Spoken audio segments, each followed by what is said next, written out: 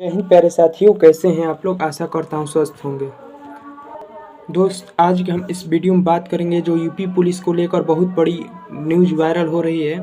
दोस्तों, ये बिल्कुल सच है। इसी मंथ आप लोगों का यूपी पुलिस एग्ज़ाम का डेट घोषित हो सकता है दोस्तों। और घोषित होने के बाद ये नहीं कि ज़्यादा समय मिलेगा, बहुत कम समय मिलेगा दोस्तों। और 2-3 टिप बताऊंगा दोस्तों। अगर आप बिल्कुल नए हैं तो कैसे तैयारी करें। हमारा जो मार्क्स पिछले जो एग्ज़ाम रद्द हुआ था दोस्तों, उसमें मेरा मार्क्स 230 था। और मैंने कुल क्वेश्चन भी मैंने टोटल क्वेश्चन रंग दिए थे दोस्तों, काट पीट कर 230 मैंने आया था मेरा दोस्त। एक दो आपको टिप्स मैं बताऊंगा। अगर आप नए हैं तो कहाँ से तैयारी करें। इससे पहले अगर मैं आप लोगों को कुछ बात बता दूं दोस्तों। एग्ज़ाम पिछले जैसे पिछला पेपर आप लोग देखे होंगे, ऑफलाइन जो इसका एग्ज़ाम होता है, पिछला पेपर दिया था तो दोस्तों इसमें लेवल एकदम मैंने ईजी था दोस्तों। मैथ्स में लेवल भी बिल्कुल ईजी था।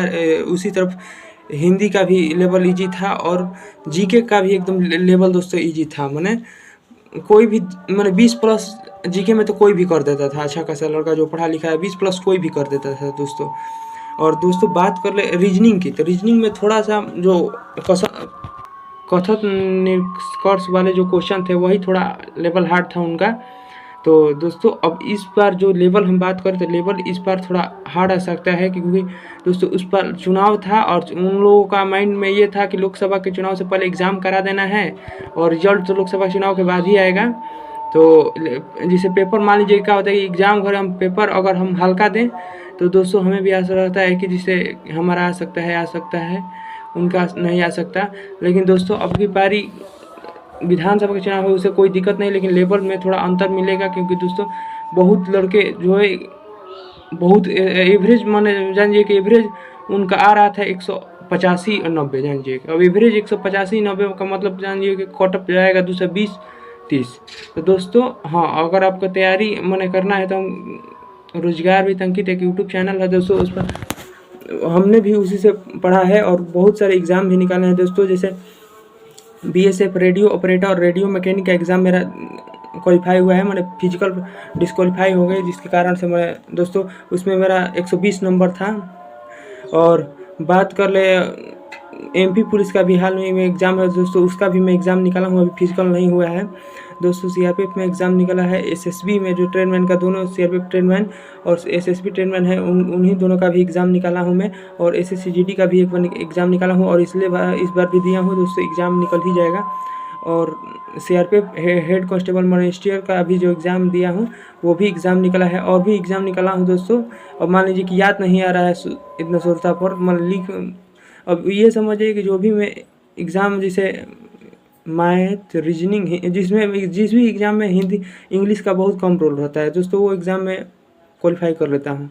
क्योंकि इंग्लिश मेरा थोड़ा बहुत वीक है, जिसके कारण मैं दोस्तों बड़े वैकेंसी की तैयारी भी नहीं कर पाता हूँ।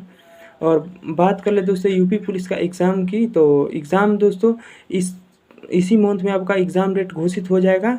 और 1 से 1.5 मंथ ज़्यादा से ज़्यादा टाइम मिलेगा आप लोगों को एग्ज़ाम देने के लिए दोस्तों।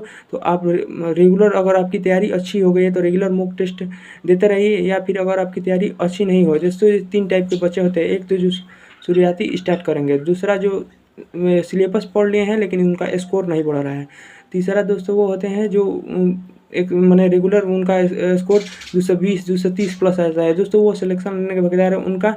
उनसे मैं यही कहूँगा कि अगर आपका 220 से प्लस अगर आपका मॉक टेस्ट में जा रहा है तो आप रेगुलर मॉक टेस्ट देते रहिएगा दोस्तों। आपकी तैयारी एकदम परफेक्ट है, आप नौकरी ले लेंगे। और जिन भी भाइयों का जैसे 180 या 200 के बीच में आ रहा है तो दोस्तों उन भाइयों को मैं कहूँगा कि वो लोग हैं जो आप लोग मैंने जैसे तैयारी तो कर लिए हैं लेकिन आपका स्कोर नहीं बढ़ रहा है, तो उनसे मैं यही कहूँगा कि आप देखिए पहले किस चीज़ में कमज़ोर हो रहे हैं। जैसे हिंदी में, मैथ में या रीजनिंग में या जीके में दोस्तों। अगर आप हिंदी में कमज़ोर हो रहे हैं तो बहुत सारे रोजगार भी अंकित पर और दूसरे चैनल पर ना दिए दोस्तों, क्योंकि दूसरे चैनल का हम भरोसा नहीं लेंगे। इस चैनल पर बहुत बढ़िया पढ़ाया जाता है दोस्तों। और इसमें देखिए बहुत सारे प्लेलिस्ट बनी हुई है। अब उन प्लेलिस्टों में दोस्तों अब आप देखिए कि हिंदी में कहाँ स्कोर कम जाते हैं। जैसे पुस्तकों को तो दोस्तों खाकी पॉइंट में जो इतने भी पुस्तक के लेखक हैं, अब वो उतना माने देखिए दोस्तों, वो जो इतना बढ़ाए हैं सर नवीन सर, वही पढ़ लीजिए। अगर आपका आएगा तो 100 भी मार्क कराएंगे, क्योंकि अधिकतर ज़्यादा दोस्तों यहीं से लड़के तैयारी करके जाते हैं। रोजगार भी अंकित से ज़्यादा अधिकतर लड़के तैयारी कर एग्जाम में बैठते हैं। अगर आप उनका निकलेगा तो आपका भी निकलेगा, अगर उनका नहीं निकलेगा तो आपका भी नहीं निकलेगा। हाँ, अगर आप नहीं पढ़ना चाहते हैं कि मैंने हम मोबाइल से नहीं पढ़ना चाहते हैं, तो दोस्तों ये येलो बुक है, बहुत हम भी ले आए हैं खरीद कर दोस्तों, आपको मैंने दिखा सकते हैं, लेकिन अभी है नहीं मेरे पास।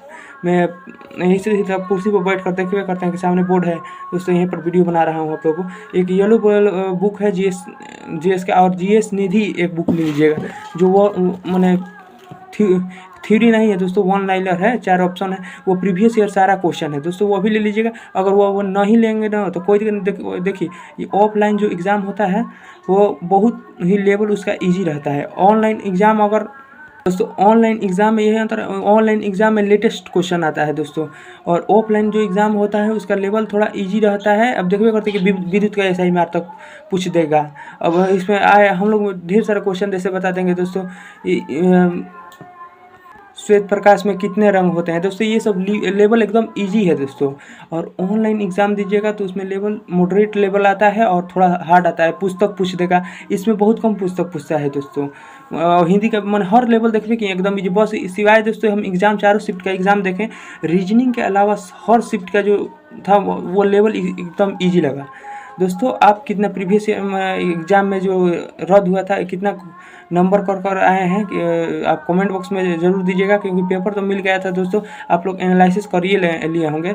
और हाँ, अगर हम बात कर लें दोस्तों कैसे पढ़े हैं, जिन भी भाइयों को शुरुआत है, तो दोस्तों शुरुआत अगर आपका भाई है तो अब आप शुरुआती कर रहे हैं तो पहले मैथ को पकड़िए, रीजनिंग को पकड़िए, क्योंकि दोस्तों ये दोनों ऐसे सब्जेक्ट हैं ना कि अगर आप मान लीजिए कि आज बना लिए ना, तो एग्ज़ाम टेस्ट में मॉक टेस्ट दीजिएगा तो एक दो जिस भी चैप्टर से आप लोग पढ़ लीजिएगा ना, उसमें क्वेश्चन फंस जाता है। तो दोस्तों अब पहले आप मैथ के क्लियर करें, एक दिन में एक चैप्टर या 2 चैप्टर में, जितनी आपकी कैपेसिटी, देखिए हर स्टूडेंट का दिमाग अलग अलग होता है दोस्तों। अगर बात करें तो एक दिन में 3-4 चैप्टर, कोई भी लड़का है ना, कोई लड़का है कि 5 चैप्टर पढ़ लेगा, तो मान लीजिए कि ले देखे 20 को चैप्टर है, 5-7 दिन में मैथ ख़त्म कर देगा दोस्तों।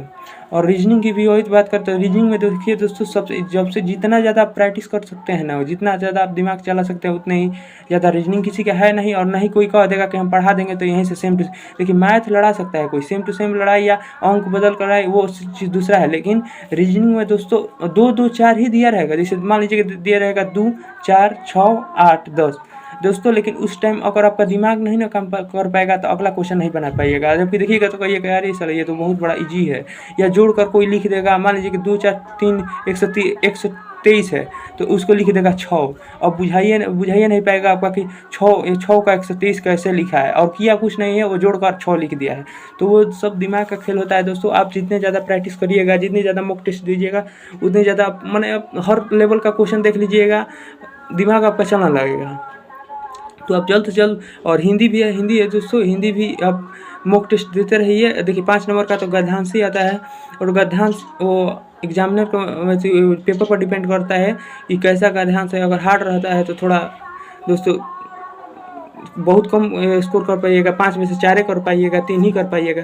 और लेवल कोई ऐसा गद्यांश होता है कि जो पढ़ी कर 5 में से 5 ही मार देगा। हमारा ही जैसे बहुत सारे एग्ज़ाम दिए हूँ सर, बहुत सारे एग्ज़ाम दिया हूँ, जिसमें मान लीजिए कि अब इतने सारे एग्ज़ाम का नाम ही बताऊँ बता भी किया दोस्तों, उसमें गद्यांश में कोई हमारा 5 में 5 भी सही हो जाता है। कोई जैसे पिछले साल जो हमें SSCGD में एग्ज़ाम दिया था, जो कहा था कि रिटन क्वालिफाई हुआ था दोस्तों, उसमें मेरा 5 में गद्यांश में 1 सही था, अब समझ सकते हैं उसमें। हाँ, लेकिन नॉर्मलाइजेशन में दोस्तों मेरा टोटल मैंने 40 में 22 में कुछ मार्क्स हिंदी में आया था। अब समझिए कितना हार्ड था दोस्तों।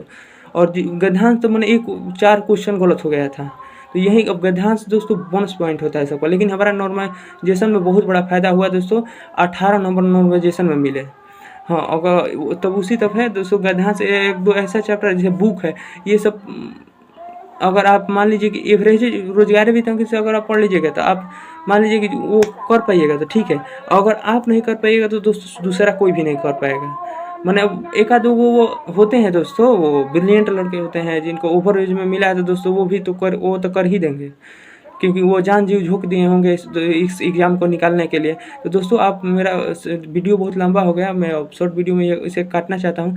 दोस्तों इसी रोजगार विथ अंकित से आप लोग तैयारी करिए। आप ये बहुत आज के डेट में दोस्तों सबसे बेस्ट प्लेटफॉर्म है एग्ज़ाम क्लियर करने के लिए। दोस्तों और कोई भी जानकारी चाहिए तो कमेंट बॉक्स में कमेंट जरूर कर दीजिएगा, हम सभी का आपको कमेंट का रिप्लाई ज़रूर देते हैं। और कुछ भी जानकारी हो तो और वीडियो थोड़ा भी अच्छा लगा हो तो लाइक ज़रूर करिए दोस्तों। और इसी तरह और भी लेटेस्ट पाने के लिए हमारे चैनल को सब्सक्राइब करिए। ओके, जय।